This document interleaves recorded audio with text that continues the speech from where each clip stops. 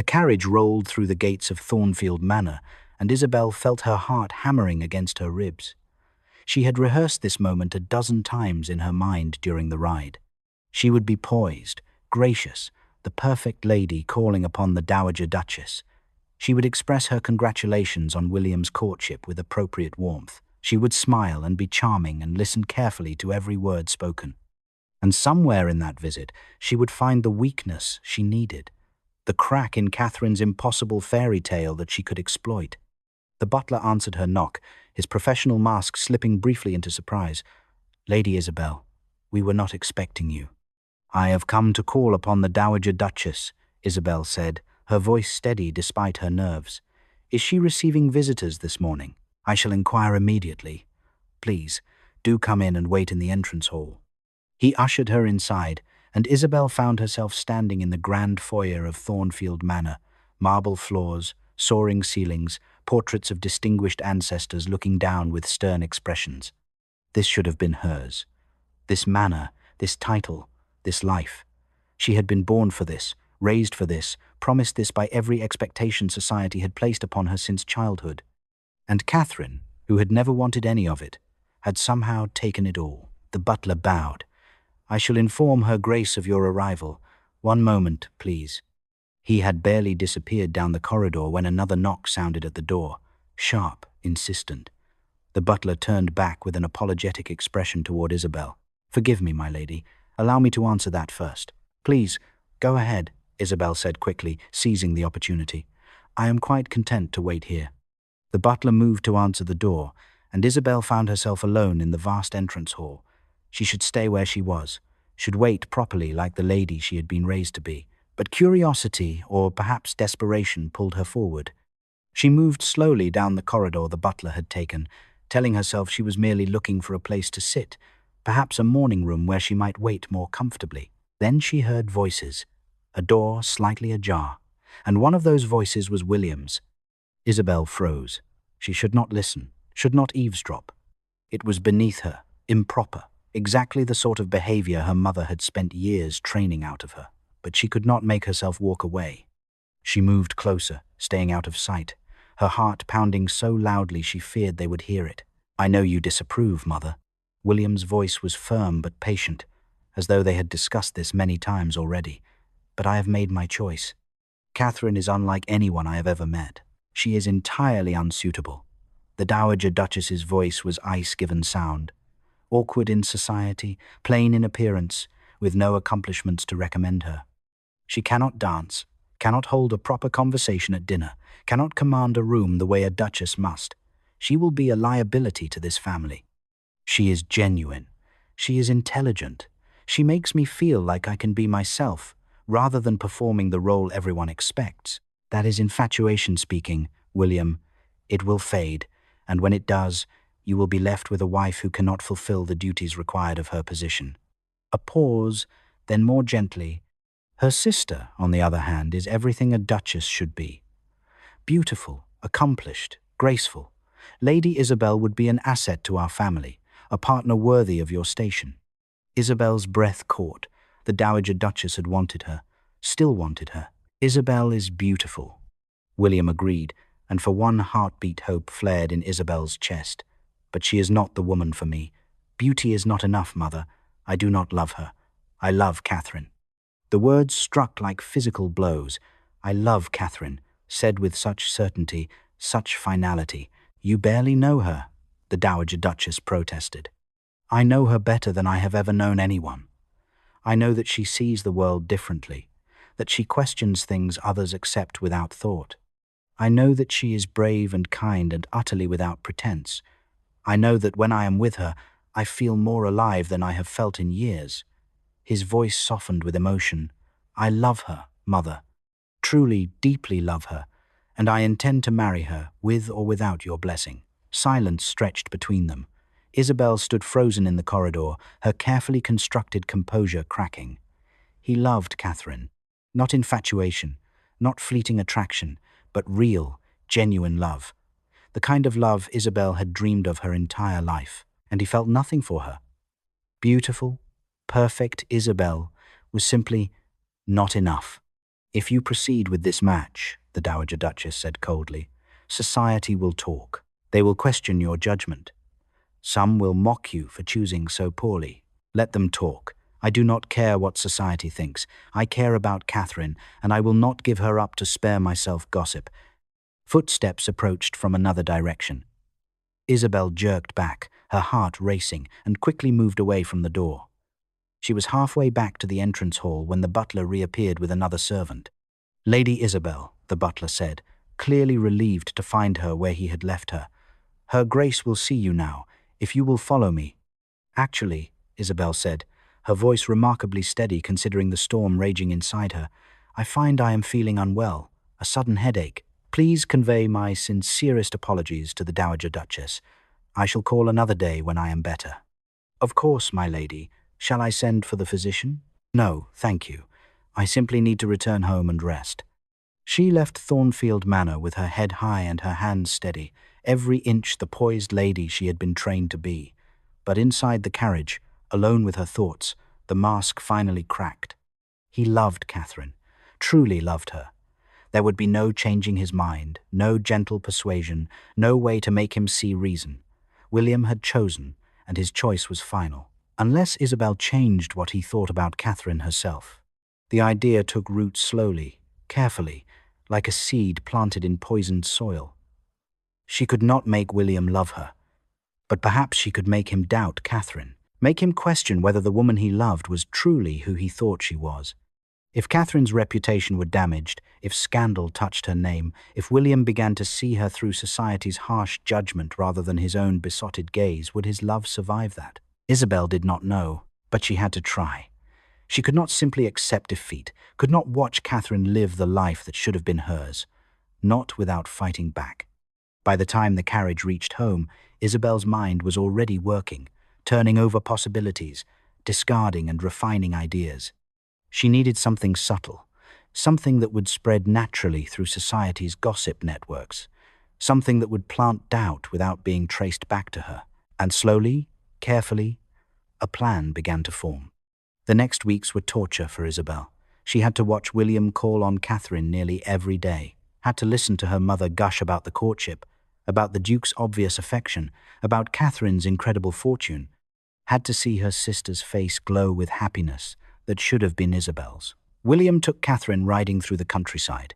They walked in gardens, talking for hours. He brought her books he thought she would enjoy. He made her laugh. The few times Isabel saw them together, the connection between them was painfully obvious. They looked at each other as though no one else existed. And Catherine, plain, awkward Catherine, bloomed under his attention. She smiled more, held her head higher, moved with a confidence she had never possessed before. Love was transforming her into something almost beautiful. It made Isabel sick to watch.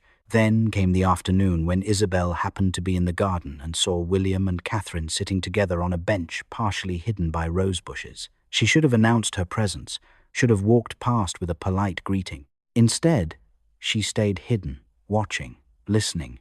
Catherine, William was saying, his voice low and intimate. I need to tell you something. I have been trying to find the right moment, the right words, but perhaps there are no perfect words for what I feel. Catherine was looking at him with such open emotion that Isabel wanted to look away but could not. These past weeks with you have been the happiest of my life, William continued. You challenge me, surprise me, make me see the world in new ways. You accept me as I am, not as the Duke everyone expects me to be. With you, I can simply be William. And I find that I never want that feeling to end. He took her hands in his, and Isabel saw Catherine's breath catch. I love you, Catherine. I am deeply, irrevocably in love with you. Tears spilled down Catherine's cheeks. William, I love you too. I never thought I did not dare hope. He kissed her then, tender and passionate, years of restraint finally released. Catherine melted into him, her hands going to his face, and they kissed like people who had been waiting their entire lives for this moment. Isabel turned away, unable to watch any longer. She walked quickly back to the house, her vision blurred with tears she refused to let fall. They loved each other, truly, genuinely loved each other. And there was nothing Isabel could do to change that, except destroy it entirely. That evening, William reluctantly took his leave, promising to call again in 2 days. He and Catherine stood at the door for a long moment, neither wanting to part, before he finally forced himself into his carriage. Isabel watched from her window, her mind made up. 2 days. She had 2 days to act before their happiness became even more firmly established. The next morning, Isabel dressed with particular care in a gown of soft yellow that made her look innocent and sweet. She arranged to go shopping with 3 of her closest friends, or rather, the 3 young ladies who considered themselves close to her because proximity to beauty brought its own social advantages. They met at Madame Laurent's dress shop, exclaiming over fabrics and discussing the latest fashion plates from London. The conversation flowed easily, touching on balls and betrothals, and who was courting whom. "I hear your sister is being courted by the Duke of Thornfield," Lady Penelope said, her tone making it clear she found this development shocking. "How extraordinary." "Yes," Isabel said with a practiced smile. "William has been most attentive to Catherine. They seem quite taken with each other," Miss Caroline added. "I saw them riding last week." He looked utterly besotted. "It is a love match, certainly," Isabel agreed. Then, as though the thought had just occurred to her, she added carefully, "Though I must confess, I was surprised when his affections fixed on her. Catherine has always been so, unconventional." "Unconventional?" Lady Penelope leaned in, eager for gossip. "Oh, I should not say anything." Isabel looked appropriately troubled. "Catherine is my sister. I should not speak of her private affairs." "But we are your friends," Miss Caroline pressed. "Surely you can confide in us." Isabel hesitated just long enough to make it convincing. "Well, there was an incident some time ago, before the Duke began courting her. Catherine went riding alone, quite improper, of course, but you know how she is about conventions, and encountered a gentleman in the forest." "A gentleman?" Lady Penelope's eyes widened. "Yes, they spent considerable time together, I gather, racing through the woods, quite alone and unchaperoned. Catherine thought nothing of it, naturally. She has always been rather heedless of propriety." Isabel lowered her voice. "The gentleman in question was married, though I do not believe Catherine knew that at the time." The words hung in the air like poison. "Married?" Miss Caroline breathed. "Yes. He wed shortly after their encounter, a love match apparently, but there were some who wondered. Well," Isabel bit her lip as though regretting saying too much. "I am certain it was entirely innocent on Catherine's part. She would never knowingly behave inappropriately, but you know how society interprets these things." "Your sister was closely associated with a married man?" Lady Penelope looked scandalized and delighted in equal measure. "Please," Isabel said quickly, touching Penelope's arm. "I have spoken out of turn. Catherine is to marry a duke. This old gossip should remain buried. Promise me you will forget I mentioned it." "Of course," both young ladies murmured, their eyes alight with the thrill of scandal. Isabel knew with certainty that by evening every drawing-room in society would be whispering about Lady Catherine Ashford and her inappropriate association with a married gentleman. The truth that she had innocently helped a stranger before his marriage would be twisted and embellished with each retelling until it became something far more damaging. And William, who loved Catherine so deeply, would hear those whispers, would be forced to defend her to a society that loved nothing more than tearing down those who rose too high. Isabel finished her shopping and returned home, her conscience quiet. She had done what was necessary. If Catherine's reputation suffered, if William began to doubt, if the courtship crumbled under the weight of scandal, well, Catherine should have thought of that before she stole what was not hers to take. That night, Isabel lay in bed and told herself she had done nothing wrong. She had merely spoken the truth. If society chose to interpret it harshly, that was not her fault. But deep in her heart, in a place she refused to examine too closely, she knew exactly what she had done, and she felt no remorse at all. Catherine woke to the sound of violent pounding on her bedroom door. Before she could fully rise, the door burst open and her mother stormed in, her face white with fury, a newspaper clutched in her trembling hand. "What have you done?" Lady Margaret's voice shook with rage. "What have you done, Catherine?" Still disoriented from sleep, Catherine sat up, her heart already beginning to pound. "Mother, what?" "This. Her mother threw the newspaper onto the bed with such force it scattered across the coverlet. "Read it. The entire city is reading it this morning. Everyone." Catherine picked up the paper with numb fingers, her eyes finding the society column. The words there made the blood drain from her face. Whispers have reached this columnist's ears regarding Lady C.A., currently being courted by a certain eligible duke. It seems the lady has a history of inappropriate associations with a married gentleman, clandestine encounters in secluded locations, racing through forests alone together. One wonders if His Grace is aware of his intended's questionable judgment in matters of propriety and virtue. Catherine read it twice, 3 times, unable to process what she was seeing. This is a lie. This is not what happened. I do not care what actually happened. Her mother's voice rose to a near shriek. What matters is what society believes. And now they believe you conducted yourself inappropriately with a married man. Do you understand what you have done? But Mr. Harrison's was just... She paused and continued. There was nothing improper. Do you think those details matter to these vultures? Lady Margaret was shaking now, her face mottled with anger and shame. The damage is done. You have embarrassed me once more, Catherine. Just when you finally managed to secure an advantageous match, you have destroyed everything. Catherine's chest constricted with panic. William will understand. He knows my character. He knows I would never. The Duke will hear this gossip everywhere he goes, every drawing room, every club, every social function. Her mother's voice cracked. How long do you think his affection will survive being mocked for choosing a woman whose virtue has been questioned? I must go to him. Catherine was already moving, throwing off her covers, reaching for her robe. I must explain before he hears lies from others. And what will you tell him? That you were gallivanting through forests with a married man and it was perfectly proper? Her mother's laugh was bitter. You have ruined yourself, Catherine, and you have humiliated this family in the process. But Catherine was no longer listening. She was dressing with frantic speed, her hands shaking so badly she could barely manage the fastenings of her gown. Nothing mattered except reaching William. He loved her. He had told her so just 2 days ago. He would believe her. He had to believe her. Within 20 minutes she was dressed and running down the stairs, ignoring her mother's continued recriminations.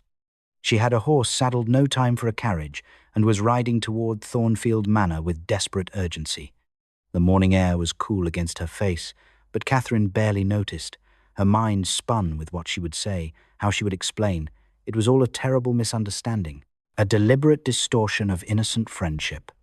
William would see that. He knew her. He loved her. The ride to Thornfield Manor seemed to take forever. When she finally arrived, she dismounted before the horse had fully stopped and stumbled up the steps, her heart pounding so hard she could barely breathe. She knocked, pounded, really on the door. The butler opened it, his eyebrows rising at her disheveled appearance and obvious distress. I must see the Duke immediately, Catherine said, her voice breaking. Please, it is urgent. I must speak with him now. The butler's expression shifted to something that looked uncomfortably like pity. I am afraid His Grace is not at home, my lady. The words struck like a physical blow. Not at home? But I must. When will he return? I could not say, my lady. Then I shall wait. However long it takes, I shall wait here until he returns. Lady Catherine. The Dowager Duchess appeared behind the butler, her face composed and cold. Perhaps you should come inside. Catherine followed her into a small sitting room, hope and dread warring in her chest. Perhaps the Dowager Duchess would help her. Perhaps she could explain. And William's mother would understand, would help her reach him. You have seen the newspapers, the older woman said. It was not a question. Yes, and it is all lies, distortions of something completely innocent. The words tumbled out desperately. There was nothing improper, nothing scandalous. If I could just explain this to William. My son left for France. The words dropped into the room like stones. Catherine stared, unable to process what she was hearing. France, she whispered. He departed last night, quite suddenly. The Dowager Duchess moved to sit, her movements deliberate and calm. He heard about your scandal, Lady Catherine, about your inappropriate association with a married gentleman, and he could not bear it. No. Catherine shook her head violently. No, that cannot be true. William knows me. He knows I would never. He knows what the scandal sheets are saying. He knows that his name will be dragged through the mud if he continues to associate with you. The older woman's voice was ice. My son has a position to maintain, a reputation to protect. He cannot afford to be connected with a woman whose virtue has been questioned. But I did nothing wrong.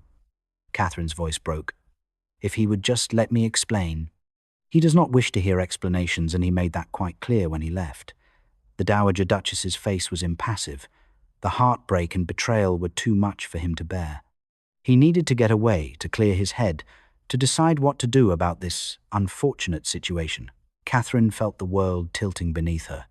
You are saying he left the country because of me? Because of this scandal? What did you expect? That he would stand by you while society mocked him for choosing so poorly? The older woman's voice turned sharp. I tried to warn him that you were unsuitable. I told him from the beginning that you did not belong in our world. This scandal has merely proven what I always knew. Please. Catherine was crying now, unable to stop the tears. Please, you must tell me how to reach him. I need to explain. I need him to hear the truth from me. The truth? The Dowager Duchess stood, the dismissal clear. The truth is that you conducted yourself with such poor judgment. That scandal has attached itself to your name. Whether you intended impropriety or not is irrelevant. The damage is done, and my son has made his choice. What choice? Catherine's voice was barely a whisper. To protect himself, to protect his family's name, to distance himself from you before your scandal taints him as well. The older woman's eyes were cold, almost satisfied. You are not fit to be the Duchess of Thornfield, Lady Catherine. I am sorry, but that is the simple truth. My son deserves better than a woman whose reputation is in tatters. Catherine stood on legs that felt like water. When will he return from France? I cannot say. Perhaps never, if he decides the association is too damaging. The Dowager Duchess moved toward the door. I think it best if you do not attempt to contact him further. Let him have the space he needs to recover from this betrayal. I never betrayed him, Catherine whispered, but the words felt hollow even to her own ears. Did you not? You allowed yourself to be seen in compromising situations. You gave society ammunition to destroy your reputation. And now my son must suffer the consequences of your poor judgment. The older woman opened the door. Good day, Lady Catherine. I trust you can see yourself out.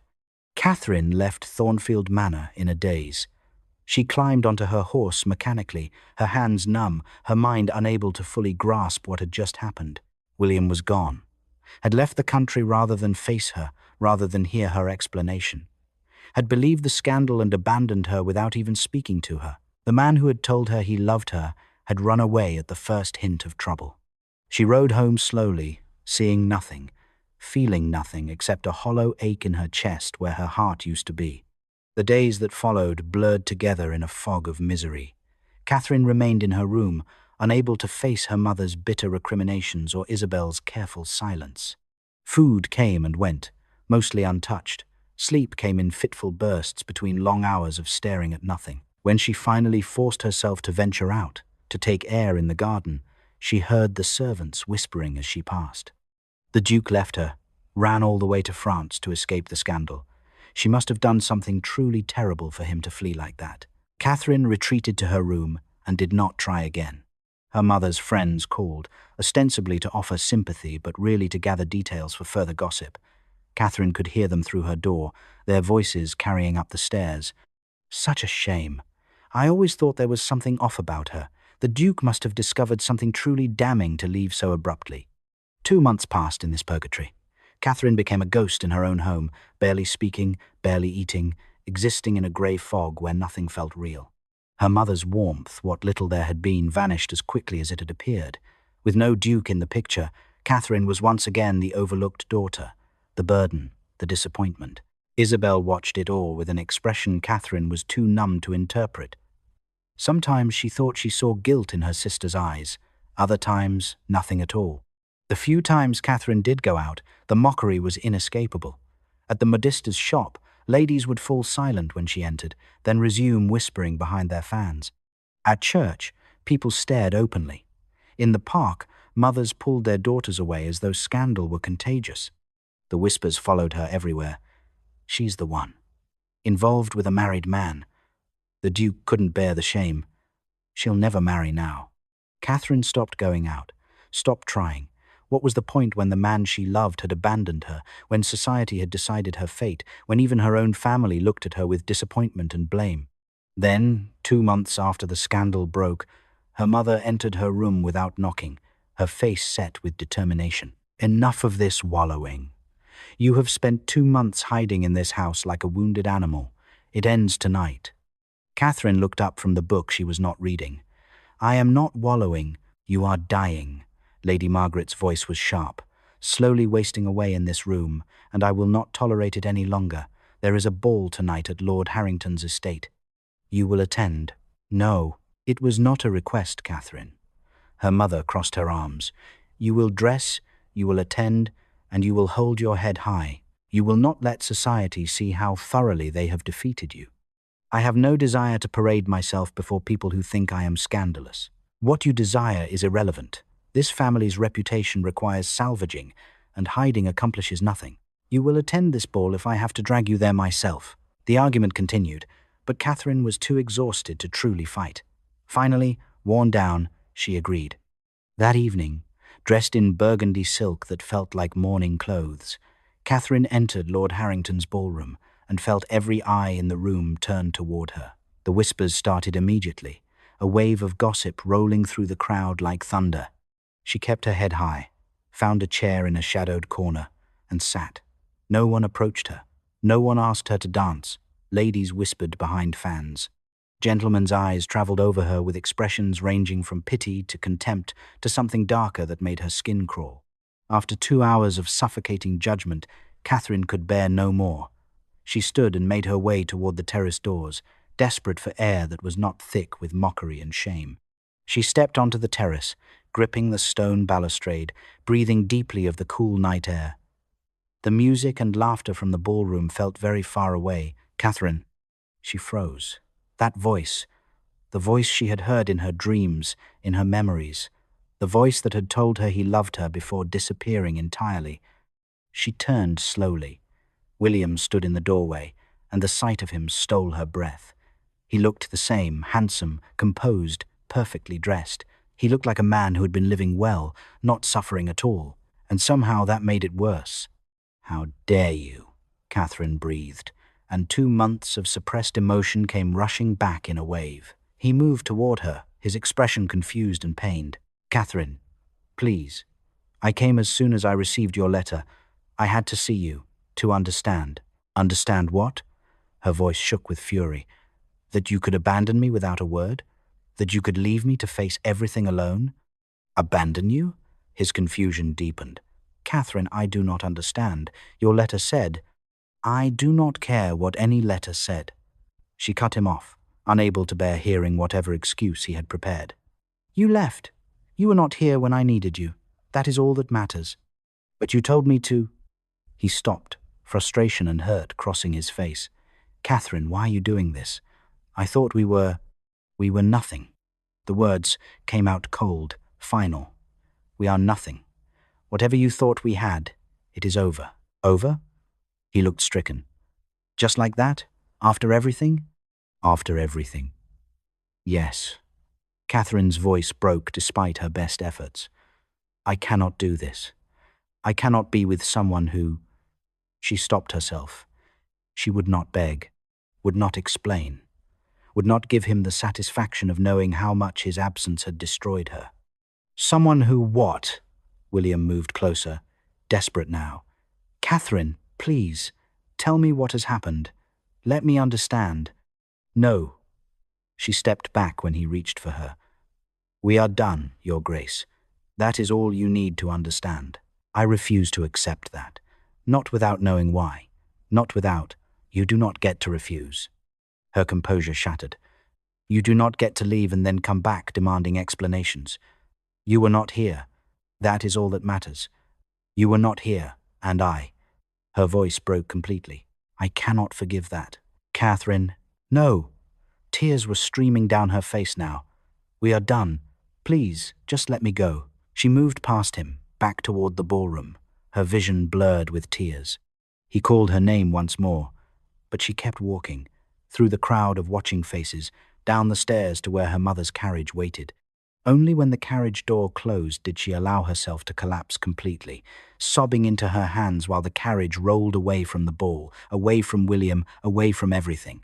Behind her, William stood frozen on the terrace, staring after the departing carriage, devastation and confusion warring on his face. Nothing made sense. Her anger, her pain, her refusal to even speak with him.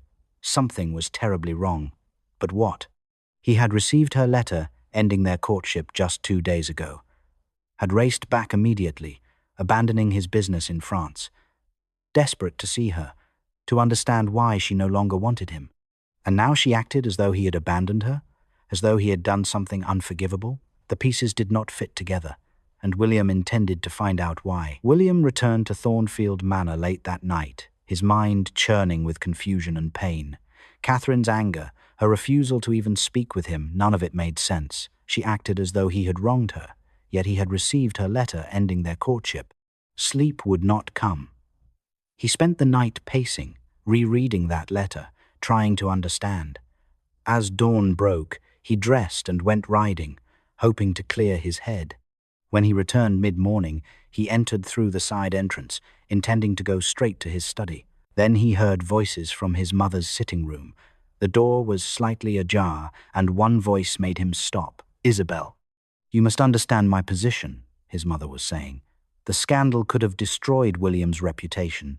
I did what was necessary to protect him." "I understand." Isabel's voice was quiet, strained, but Catherine has suffered terribly these 2 months.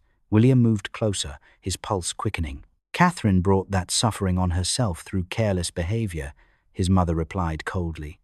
"But I started the rumors," Isabel said, her voice breaking. "I twisted the truth about Mr. Harrison when I spoke to my friends. I knew they would make it into something scandalous. I wanted them to. I wanted William to see Catherine as unsuitable, because she choked on the words, because I could not bear watching her have what I wanted." William's blood ran cold. "What is done," his mother said dismissively. "William returned because of the letter you helped me compose." "The letter we forged? You mean—" Isabel's voice was bitter, pretending to be from Catherine, ending the courtship.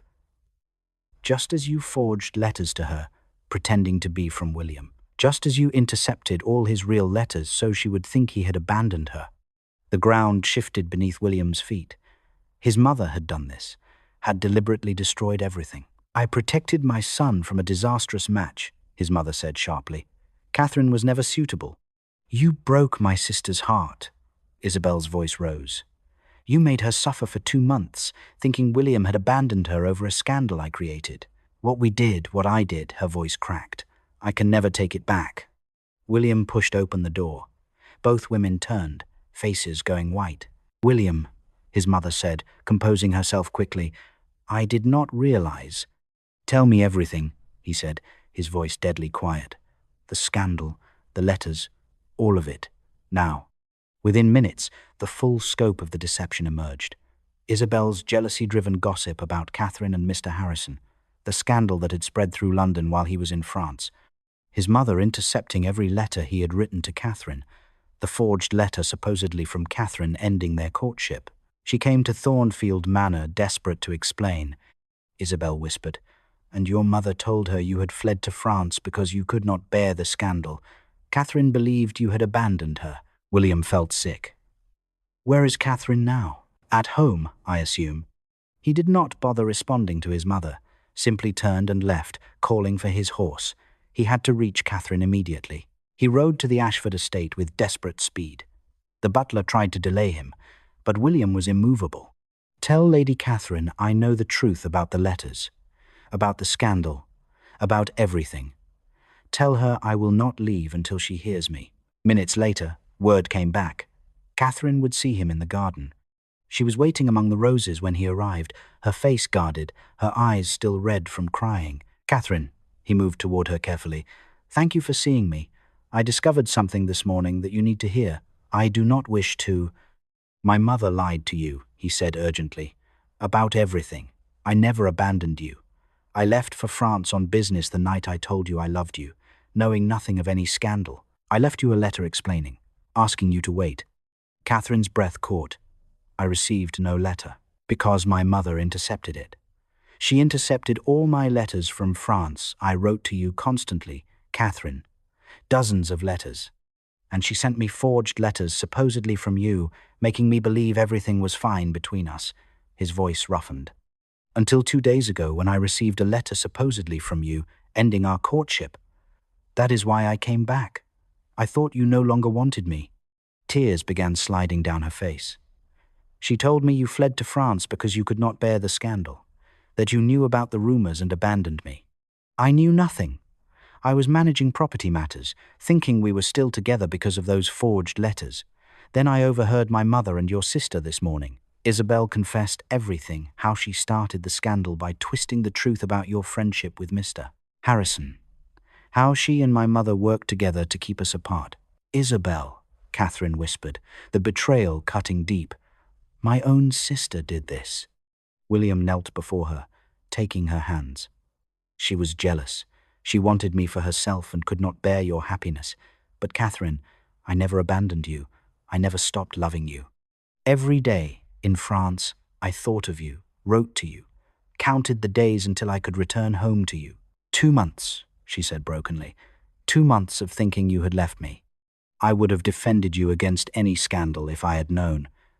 But they kept us apart deliberately, lied to us both. His hands tightened on hers. Please, Catherine, tell me it is not too late. She looked at him through her tears, seeing truth and anguish in his eyes. The scandal was false. Mr. Harrison's wife was always present during our rides. She would laugh and jest about us. There was nothing improper. I know your character. I never needed proof. He raised her hands to his lips. I love you. Nothing that happened has changed that. I want to marry you if you will still have me. Your mother will apologize or lose me forever. I do not care which. His voice was fierce. You are my choice, Catherine. You have always been my choice. I love you, she whispered. Even when I thought you had left me, I could not stop loving you. He pulled her into his arms and kissed her. 2 months of longing and relief pouring into that moment. Catherine held him tightly, tears streaming down her face, but no longer tears of grief. Marry me, he said against her lips. Properly this time, with no lies between us. Yes, she whispered. Yes. The engagement was announced immediately. William refused to wait, refused to give anyone opportunity to interfere again. Lady Margaret was overjoyed, though Catherine noted with quiet irony how quickly her mother's coldness had transformed back into warmth now that the Duke had returned. News spread through London, and with it came another revelation. Mrs. Harrison, returned from visiting family, was horrified to learn what had been said about her husband and Catherine. She immediately set about correcting the record, declaring loudly and publicly that Catherine had been a dear friend to both of them, that she herself had always been present during their rides, and that the scandal was nothing but vicious lies. The gossips, who had gleefully destroyed Catherine's reputation, found themselves facing uncomfortable truths. Lady Penelope and her friends, who had spread Isabel's twisted tales with such enthusiasm, now had to contend with knowing they had ruined an innocent woman's life for entertainment. Some attempted apologies. Catherine accepted a few and rejected others, guided by her own judgment of who deserved forgiveness. 3 days after the engagement, the Dowager Duchess requested an audience. They met in Thornfield Manor's morning room. Lady Catherine, the older woman said stiffly, I owe you an apology. I believed I was protecting William from an unsuitable match. When the scandal arose, I saw an opportunity to separate you permanently. I told you he had fled because of your disgrace. I intercepted his letters from France, dozens of them, and I worked with your sister to forge that final letter, supposedly from you. Her voice was tight. What I did was unconscionable. I do not expect forgiveness, but I am deeply sorry. Catherine studied her. You caused me tremendous pain. I will not pretend otherwise, but for William's sake, I am willing to move forward. We will never be close, Your Grace, but we can be civil. It was more than the Dowager Duchess had hoped for. She nodded, relief evident. Thank you. The hardest blow came in the form of a letter, delivered to Catherine 3 days before the wedding. She recognized Isabel's handwriting immediately. Dearest Catherine, I am writing because I cannot face you. I do not deserve to stand before you and ask forgiveness for what I have done. I started the rumors that destroyed your reputation. I twisted an innocent friendship into something scandalous because I was consumed by jealousy. I could not bear watching you be chosen when I believed I was the one who deserved such attention. So I destroyed what you had, without thought for the pain it would cause you. I helped the Dowager Duchess forge that letter supposedly from you. I watched you suffer for 2 months, saw the light go out of your eyes, and said nothing. I am a coward and a traitor to the sister who never showed me anything but kindness. I do not ask for your forgiveness. I do not deserve it. I only ask that you know I am truly, deeply sorry. What I did was unforgivable, and I will live with that knowledge for the rest of my life. I am leaving to be with Aunt at the countryside for a while, as I cannot bear to watch you marry, knowing what I nearly destroyed. Perhaps with distance and time, I can become someone worthy of being called your sister again. I love you, Catherine. I am so very sorry. Isabel.